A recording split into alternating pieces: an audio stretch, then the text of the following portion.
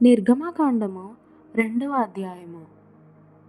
లేవి వంశస్థుడొకడు వెళ్ళి లేవి కుమార్తెను వివాహం చేసుకొనెను. ఆ స్త్రీ గర్భవతి అయి కుమారుని కని వాడు సుందరుడై ఉండుట చూచి 3 నెలలు వానిని దాచెను. తరువాత ఆమె వాని దాచలేక వాని కొరకు ఒక జమ్ము పెట్టి తీసుకొని దానికి జిగట మన్నును కీలును పూసి అందులో ఆ పిల్లవానిని పెట్టి ఏటి ఎడ్డున జమ్ములో దానిని ఉంచగా వానికి ఏమి సంభవించునో తెలుసుకొనుటకు వాని అక్క దూరముగా నిలిచి ఉండెను. ఫరో కుమార్తె స్నానము చేయుటకు ఏటికి వచ్చెను. ఆమె పనికత్తెలు ఏటి ఒడ్డున నడుచుచుండగా ఆమె నాచులోని ఆ పెట్టెను చూచి తన పనికత్తెనొకతిని పంపి దాన్ని తెప్పించి తెరచి ఆ పిల్లవాని చూచినప్పుడు ఆ పిల్లవాడు ఏడ్చుచుండగా చూచి వాని యందు కనికరించి వీడి హెబ్రీయుల పిల్లలలో నొకడనెను.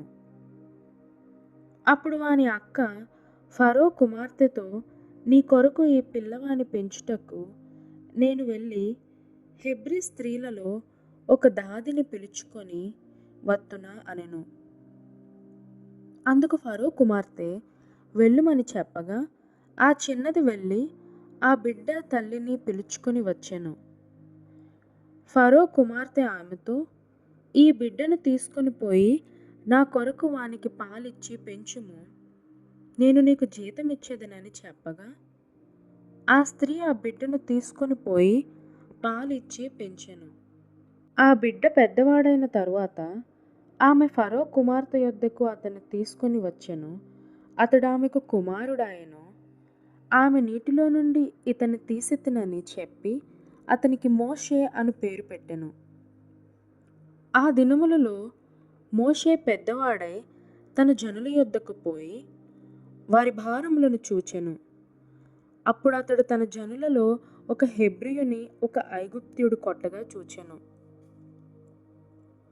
అతడు ఇటు అటు తిరిగి చూచి ఎవడునూ లేకపోగా ఆ ఐగుప్తీయుని చంపి ఇసుకలో వాని కప్పిపెట్టెను.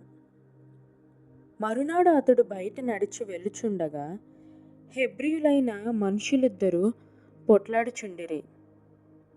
అప్పుడు అతడు అన్యాయం చేసెను అని చూచి, నీవేళ నీ పొరుగువాని కొట్టుచున్నావని అడుగగా అతడు, మా మీద నిన్ను అధికారినిగాను తీర్పరినిగాను నియమించిన వాడెవడు? నీవు ఆ ఐగుప్తీయుని చంపినట్లు నన్నును చంపవలెనని అనుకొనుచున్నావా అనెను. అందుకు మోషే నిశ్చయముగా ఈ సంగతి బయలుపడననుకొని భయపడెను. ఫరో ఆ సంగతి విని మోషేను చంపచూచెను గాని మోషే ఫరో ఎదుటి నుండి పారిపోయి మిద్యాను దేశములో నిలిచిపోయి ఒక బావి యొద్ద కూర్చుండెను.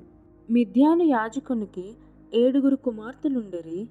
వారు వచ్చి తమ తండ్రి మందకు పెట్టుటకు నీళ్లు చేది తొట్లను నింపుచుండగా మందకాపరులు వచ్చి వారిని తోలివేసిరి. అప్పుడు మోషే లేచి వారికి సహాయము చేసి మందకు నీళ్లు పెట్టెను. వారు తమ తండ్రి అయిన రగూయేలు నొద్దకు వచ్చినప్పుడు అతడు, నేడు మీరింత త్వరగా ఎట్లు వచ్చితిరనెను. అందుకు వారు, ఐగుప్తీయుడొకడు మందకాపరుల చేతిలో నుండి మమ్మను తప్పించి వడిగా నీళ్లు చేది మన మందకు పెట్టననగా అతడు తన కుమార్తెలతో, అతడెక్కడ? ఆ మనిషిని ఏల విడిచి వచ్చితిరి? భోజనమునకు అతని పిలుచుకొని రండనెను. మోషే ఆ మనుషునితో నివసించుటకు సమ్మతించెను. అతడు తన కుమార్తె అయిన సిప్పోరాను మోషేకిచ్చెను. ఆమె ఒక కుమారుని కనినప్పుడు మోషే, నేను అన్యదేశములో పరదేశినై ఉంటిననుకొని వానికి గెర్షోము అని పేరు పెట్టెను. అలాగున అనేక దినములు జరిగిన మీదట ఐగుప్తు రాజు చనిపోయెను. ఇశ్రాయేలీయులు తాము చేయుచున్న వెట్టి పనులను బట్టి నిట్టూర్పులు విడుచుచు మొరపెట్టుచుండగా తమ వెట్టి పనులను బట్టి వారు పెట్టిన మొర దేవుని యొద్దకు చేరెను. కాగా దేవుడు వారి మూలుగును విని అబ్రహాము, ఇస్సాకు, యాకోబులతో తాను చేసిన నిబంధనను జ్ఞాపకము చేసుకొనెను. దేవుడు ఇజ్రాయేలులను చూచెను. దేవుడు వారి యందు లక్ష్యముంచెను.